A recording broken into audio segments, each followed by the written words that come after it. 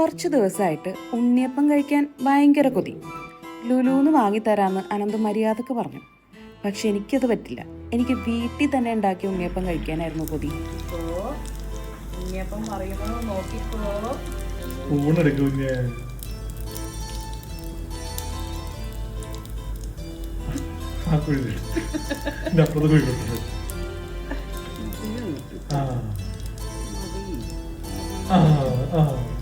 അവരുടെയൊക്കെ കയ്യിൽ കുഞ്ഞു സ്പൂണുണ്ട്, മറിക്കാൻ പറ്റില്ല. അറിയില്ല കേട്ടോ.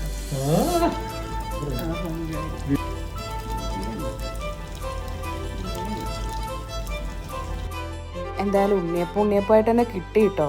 കുറച്ച് മധുരം കുറവുണ്ടായിരുന്നു, പക്ഷേ സംഭവം ഓക്കെ ആയിരുന്നു. ഞാൻ കുറച്ച് ഉണ്ണിയപ്പം എടുത്ത് ചിക്കൻ കറി കൂട്ടി ഒന്ന് ട്രൈ ചെയ്ത് നോക്കി. സംഭവം കൊള്ളാട്ടോ. പൂരിയും ചിക്കൻ കറിയൊക്കെ കഴിക്കണ ഒരു ഫീലാട്ടോ.